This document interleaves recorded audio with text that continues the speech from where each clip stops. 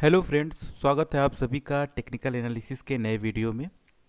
चूँकि ये वीडियो हम लोग रविवार को रिकॉर्ड कर रहे हैं, तो शुक्रवार और शनिवार को क्या क्या हुआ उसको भी डिस्कस करेंगे हम लोग, और आगे उसमें क्या पॉसिबिलिटीज़ बनेगी, कौन से लेवल्स वर्क करेंगे, क्या स्ट्रेटजी यूज़ करनी है, उसको हम लोग आगे डिस्कस करेंगे। लेकिन बात कर लेते हैं पहले कि फ्राइडे के मार्केट में क्या हुआ, हमारे लेवल्स ने वर्क किया कि नहीं किया, हमारी स्ट्रेटजी काम कर रही है कि नहीं कर रही है, उसको एक बार डिस्कस कर लेते हैं।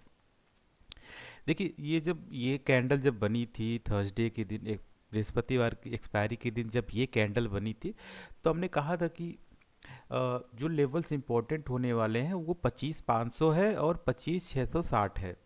ठीक है। वीडियो में पूरे डिटेल में डिस्कस भी किया गया था कि कैसे किन लेवल्स पे जाके हमें एक्ट करना है। अब हुआ क्या ना, इसको 15 मिनट के चार्ट पे अच्छे से समझते हैं। जब मार्केट ओपन हुआ सीधे इस लेवल पे आता है 380 का, जिसका जिक्र भी किया गया था कि 300 यहाँ पे लास्ट टाइम यहाँ से इसको लिक्विडिटी मिली थी, पंप किया गया था और ये ऊपर तक गया। ऊपर आने के बाद ये फिर से नीचे आया। तो यहाँ पे इसको एक बार फिर से सपोर्ट मिलता है, ये यहाँ से जाता है, तेज़ी से ऊपर जाता है। अब आप देखो, 10:15 की जो कैंडल बनी थी, मैं बार बार कहता हूँ कि 3 से 4 कैंडल बन जाने दिया करिए एटलीस्ट 15 मिनट की। क्योंकि 9:45 या फिर 10 बजे तक क्या होता है ना कि जो लोग बीटीएसटी लेके गए होते हैं या फिर जो बड़े प्लेयर्स होते हैं वो जनरली 10 बजे के बाद ही एंटर करते हैं। क्योंकि 9:15 से लेके 10 बजे के बीच में जो बीटीएसटी लेके जाए जो बीटीएसटी लेके गए होते हैं उनको अपनी पोजीशंस को स्क्वायर ऑफ करते हैं या फिर ऐड करते हैं। तो आपको जो रियल मोमेंट देखने को मिलता है वो ज़्यादातर आपको 10 बजे के बाद ही देखने को मिलता है।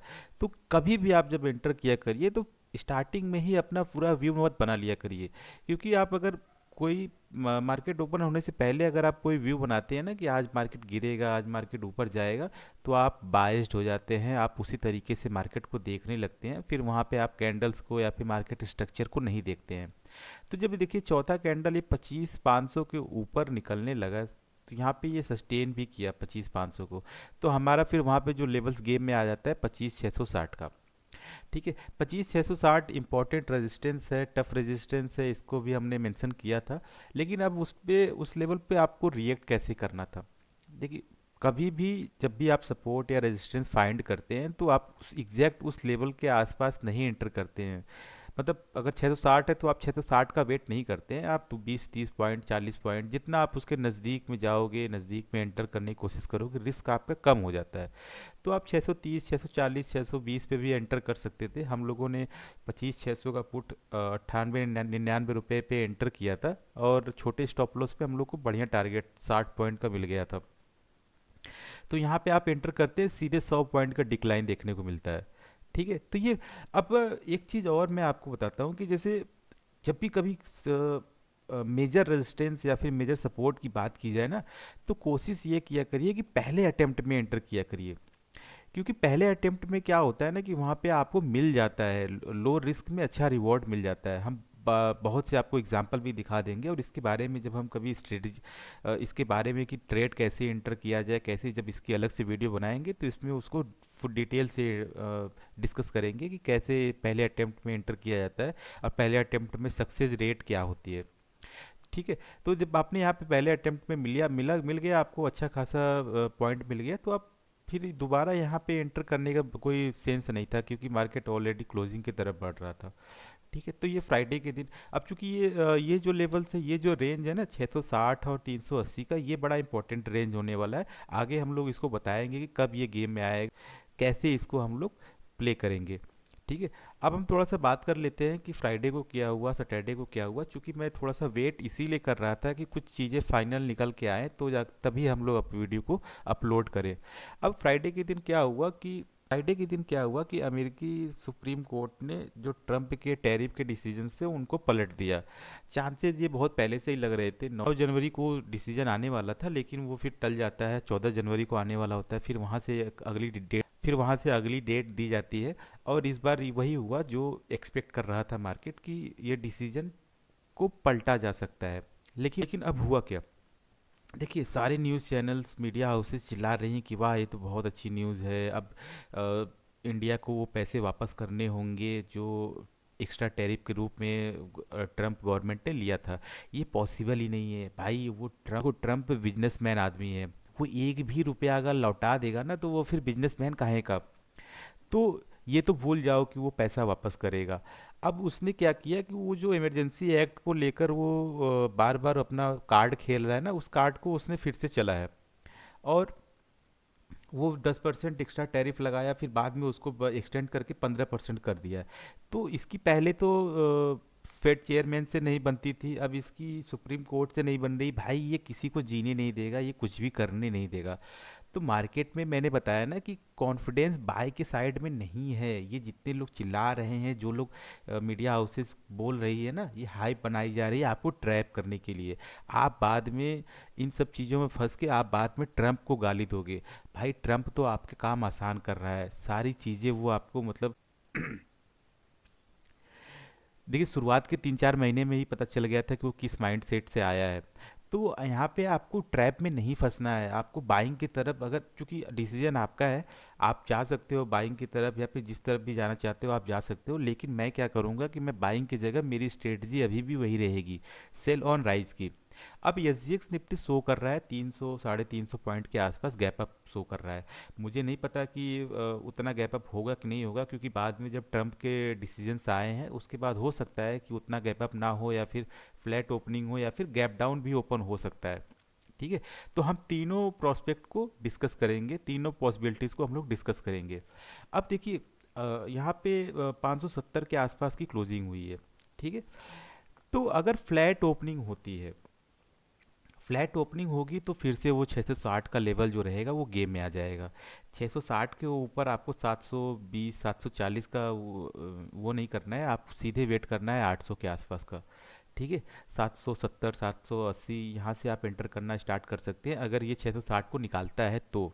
फ्लैट ओपनिंग की बात कर रहा हूँ मैं। लेकिन अगर गैप अप ओपन होता है ना तो आपको एक बहुत बढ़िया मौका मिलेगा फिर से। बढ़िया मौका क्यों मिलेगा आपको फिर से? ये जो 25,900 है ना, जहाँ पे बड़े सेलर्स एक्टिवेट हुए थे, ये बहुत बढ़िया गेम में आने वाला है। अगर ये इसके ऊपर गैप अप ओपन हो जाता है तो थोड़ा सा वेट करिए, इसके नीचे आने का वेट करिए। अगर नीचे आता है तो फिर वहाँ पे आप शॉर्ट की पोजीशन बना सकते हैं। लेकिन अगर ये उसके ऊपर जाके सस्टेन करता है और टाइम बिताता है ना, तो थोड़ा सा साइड लाइन रहिए। आपको वेट करना है इसके नीचे ही आने का। इसके नीचे आए, एक दो कैंडल क्लोज दे, तो फिर हम वहाँ पे शॉर्ट्स की पोजीशन देखेंगे। मैं देखिए देखिए मैं सेल ऑन राइज की स्ट्रेटजी बार बार यूज़ करने को क्यों बोल रहा हूँ? क्योंकि पहला तो ये गैप है, इस गैप को फिल करे तो ही मार्केट अच्छे, इस गैप को जितनी जल्दी फिल करे उतना बेटर है हमारे लिए, मार्केट की हेल्थ के लिए बेटर है। दूसरी चीज़ ये है ना कि एक ट्रिगर पॉइंट मिलेगा। एक ट्रिगर पॉइंट मिलेगा कब? जब ये गैप को फिल कर लेगा और किसी भी पॉइंट पे, अच्छा ये रहेगी कि इसी पॉइंट के आसपास आके वो समय बिताए, तो ट्रिगर पॉइंट रहेगा मार्केट के लिए। Trigger point in the sense कि वहाँ बायर और सेलर्स दोनों एक्टिवेट होंगे। दोनों एक्टिवेट होंगे तो बायर्स मार्केट को ऊपर ले जाने की कोशिश करेंगे, सेलर्स मार्केट को यहाँ से फिर से नीचे ले जाने की कोशिश करेंगे। ठीक है। तो ये गैप जितना जल्दी फिल हो उतना उतना अच्छा है। अब मैं यहाँ पे गलत भी हो सकता हूँ। गलत इसलिए कि अगर ये 25,900 के ऊपर जाता है, गैप अप ओपन होता है और फिर से नया ऑल टाइम हाई बनाता है, या फिर ऊपर ही निकल जाता है और बाद में आके इस गैप को फिल करे, बाद में आके गैप को फिल करे, तो मैं यहाँ पे गलत भी हो सकता हूँ। लेकिन मैं तब तक सेल ऑन राइज की स्ट्रेटजी यूज़ करता रहूँगा जब तक कि ये इस गैप को ना फिल कर ले। बाइंग में मेरा अभी कॉन्फिडेंस नहीं है, और जब तक ट्रम्प भाई साहब ठंडे नहीं पड़ जाते हैं तब तक मैं सेल ऑन राइज की ही स्ट्रेटजी यूज़ करूँगा, क्योंकि मेरा प्रॉफिट बन रहा है उसमें। ठीक है। छोटे छोटे स्टॉप लॉस में अच्छा प्रॉफिट बन रहा है। तो अब यहाँ पे 25,900 का लेवल मैंने आपको बता दिया कि 25,900 बहुत इंपॉर्टेंट होने वाला है अगर गैप अप ओपन होता है तो। अगर इसके आसपास ही ओपन होता है ना तो थोड़ा सा वेट करिए, देख लीजिए कि 25,900 को ये कैसे रिएक्ट करता है। या फिर आप 25,800, या फिर अगर गैप अप ओपन होता है और 25,900 के आसपास जाके नीचे आने लगता है ना, तो आप जल्दीबाजी मत करिएगा, 25,800 को ब्रेक होने का वेट करिएगा। 25,800 अगर ब्रेक करता है तो आप 25,660 के लिए बैठ सकते हैं, 25,500 के लिए भी बैठ सकते हैं। लेकिन और एक चीज़ और है, अगर गैप डाउन ओपन होता है या फिर फ्लैट ओपनिंग हो के वो नीचे जाता है ना, तो इस लेवल को वेट करिए। आप एक इंटर कर सकते हैं, देखिए यहाँ पे भी 25,500 पे आप इंटर कर सकते हैं, अगर इसके नीचे जाता है तो इंटर कर सकते हैं। अच्छा पॉइंट ये रहेगा कि 25,450 को ये ब्रेक करे, निकाले यहाँ पे, इसको निकाले तो फिर आप इंटर कर जाइए, क्योंकि इस बार अगर इस पॉइंट पे आया ना तो ये ब्रेक कर देगा, इसको निकाल देगा। ये मैं लिख के दे रहा हूँ आपको। देखिए, अगर ये इस पॉइंट को अगर ब्रेक करेगा ना तो इस बार,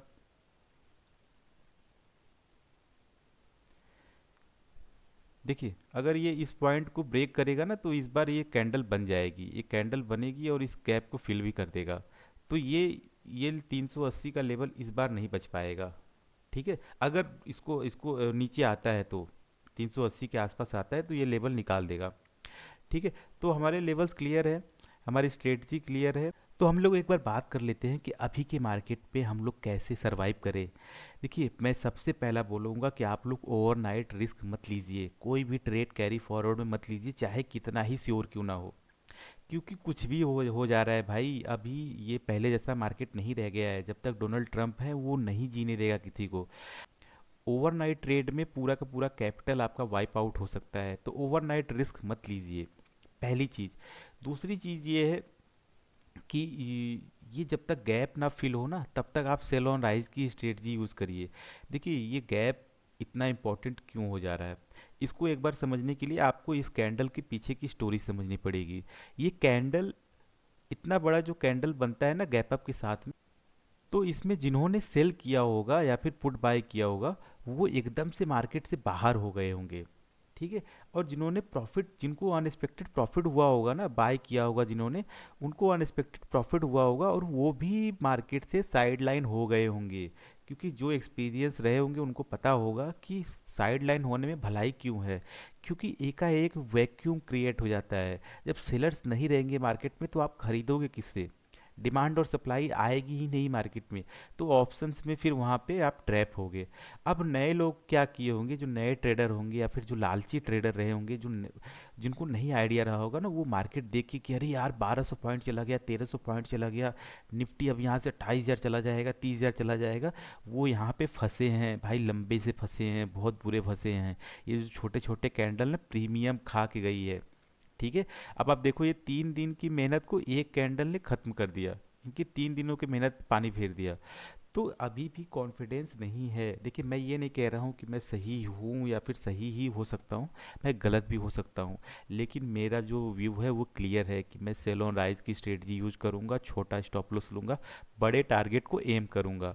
छोटे छोटे स्टॉप लॉस मेरे अगर 2-3 हिट भी हो गए ना तो एक टारगेट पे मेरा वो सब का सब कवर हो जाएगा।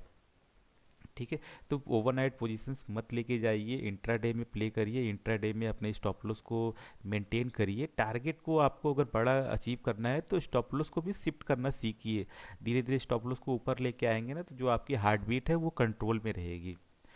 तो उम्मीद करता हूँ कि आपको ये वीडियो अच्छा लगा होगा। अगर वीडियो अच्छा लगे तो प्लीज़ उन दोस्तों को भी फॉरवर्ड कीजिए जो ट्रेड कर रहे हैं और ट्रेडिंग में स्ट्रगल कर रहे हैं, ताकि उनको भी चीज़ें पता चल सके कि एक्चुअल में क्या है। और अगर आप लोग को कुछ भी वीडियोस में डिमांड हो तो आप लोग कमेंट करके बता सकते हैं कि हाँ ये वीडियो हमें चाहिए, उस पर मैं वीडियो बना दिया करूँगा। ठीक है, चलिए मिलते हैं हम लोग सोमवार को, कैसा मार्केट होता है, क्या क्या होता है उसको भी देखते हैं।